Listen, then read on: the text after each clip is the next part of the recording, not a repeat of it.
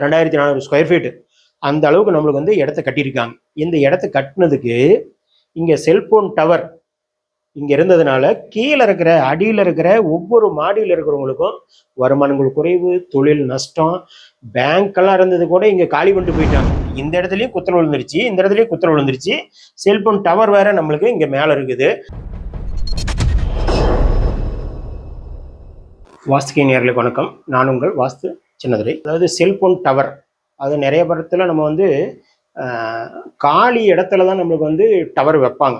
அதுதான் நம்மளுக்கு மிக சிறப்பு. இதே வந்து ஒரு சில பேர் என்ன பண்ணுவாங்க, இடம் நம்மளுக்கு வந்து ஹைட் அதிகமாக வேணும் அப்படிங்கிறது நம்ம மாடி மேலே நம்மளுக்கு வந்து ஒரு அனுமதி கொடுத்துருவாங்க. அவங்களும் நம்ம கட்டிடுவாங்க. அப்போ அதுக்கு வந்து நம்ம எரெக்ஷன் பண்ணும்போது எந்தெந்த இடத்துல இருக்கக்கூடாது அப்படிங்கிற விஷயத்த நாம் பார்ப்போம். எந்த இடத்துலனா வீடு அப்படிங்கிற இடத்துலயே நம்மளுக்கு டவரே இருக்கக்கூடாதுங்க. இதுதான் விஷயமே.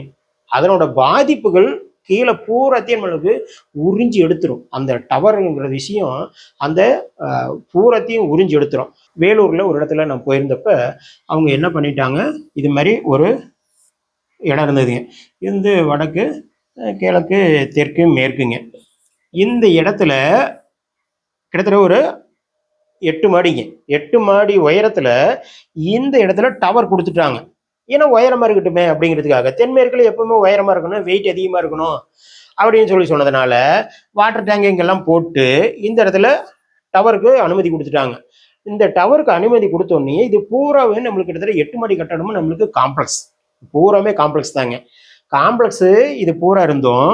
இந்த காம்ப்ளெக்ஸ்க்குள்ளே கிட்டத்தட்ட 8 மாடிக்கு நம்மளுக்கு வந்து ஒவ்வொரு தனித்தனியாக கிட்டத்தட்ட ஒவ்வொரு ஃப்ளோரும் ஒரு கிரவுண்டு 2400 ஸ்கொயர் ஃபீட்டு அந்த அளவுக்கு நம்மளுக்கு வந்து இடத்த கட்டியிருக்காங்க. இந்த இடத்த கட்டினதுக்கு இங்கே செல்போன் டவர் இங்கே இருந்ததுனால கீழே இருக்கிற அடியில் இருக்கிற ஒவ்வொரு மாடியில் இருக்கிறவங்களுக்கும் வருமானங்கள் குறைவு, தொழில் நஷ்டம், பேங்க்கெல்லாம் இருந்தது கூட இங்கே காலி பண்ணிட்டு போயிட்டாங்க. பேங்க் இருந்தது கூட பிரச்சனை பண்ணி அந்த இடத்துக்காரர்கிட்ட பிரச்சனை பண்ணி காலி பண்ணிட்டு போயிட்டாங்க. அப்புறம் அதுக்கு பிறகுதான் நான் போய் பார்த்தேன். பார்த்தோன்னே இப்படியெல்லாம் இருக்குதுங்க அப்படின்னு சொன்னாப்புல. கடனும் பார்த்தீங்கன்னா கிட்டத்தட்ட ஒரு 30 கோடி ரூபாய்க்கு மேலே கடன் ஆயிடுச்சுங்க. கடன் 30 கோடி ரூபாய்க்கு மேலே இருந்து இந்த இடத்துல பண்ணினாரு. இங்கே நம்மளுக்கு வந்து குத்து வேற வந்துருச்சுங்க.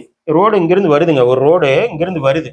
ரோடு இங்கிருந்து வந்து இப்படி வந்து திரும்புதுங்க. இந்த ரோடு வந்து இப்படி திரும்புது. ரோடு இப்படி திரும்பி இந்த இடத்துல குத்தல். இன்னொரு ரோடு என்ன பண்ணுது, இங்கிருந்து வந்து இந்த ரோடு இப்படி ஜாயின் பண்ற இடத்துல இங்கிருந்து ஒரு ரோடு வந்து இந்த இடத்துல இப்படி போகுதுங்க. இந்த இடத்துலயும் குத்தல் விழுந்துருச்சு, இந்த இடத்துலயும் குத்தல் விழுந்துருச்சு. செல்போன் டவர் வேற நம்மளுக்கு இங்க மேல இருக்குது. இது எல்லாமே நம்மளுக்கு தவறா இருக்குது. கடன் அதிகமாயிடுச்சு. சேல் பண்ண முடியல. இவரால் சேல் பண்ண முடியல. உள்ள இருக்கிறவங்களுக்கும் நம்மளுக்கு வந்து சரியான முறையில அவங்களுக்கு வருமானம் இல்லாம போயிடுது. தொழில் பாதிப்புகளும் நடக்குது. அப்போ இது மாதிரி விஷயங்கள், இந்த டவர் அப்படிங்கிற விஷயத்த நம்ம வந்து கண்டிப்பாக நம்ம தூக்கணும்னா தான் நம்மளுக்கு இந்த கட்டடத்தை பாதிப்பை நம்மளுக்கு வந்து சரியாக பண்ண முடியும். சரிங்களா? அதனால் இவருக்கு சஜஷன் என்ன சொல்லியிருக்குது, இந்த செல்போன் டவரை முதல்ல அவர்கிட்ட கான்ட்ராக்டை வந்து நம்ம க்ளோஸ் பண்ணுங்க. கான்ட்ராக்டை க்ளோஸ் பண்ணிட்டு நம்ம கேன்சல் பண்ண சொல்லுங்கள். பிறகு அப்புறமேலே அவங்க ரிமூவ் பண்ணாங்கன்னா அப்புறம் நம்ம வந்து பண்ணிக்கலாம் அப்படின்னு சொல்லிட்டு இந்த சேல் பண்ணுற விஷயத்தை அப்புறம் பண்ணிக்கலாம்னு சொல்லிட்டு வந்திருக்குதுங்க.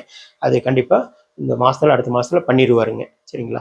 இது மாதிரி ஏதாவது நம்மளுக்கு வந்து விஷயங்கள் இருந்ததுன்னா சொல்லுங்கள். மேற்கொண்டு தகவல் தெரிஞ்சுக்கலாம். சரிங்களா? மிக்க நன்றி. வணக்கம்.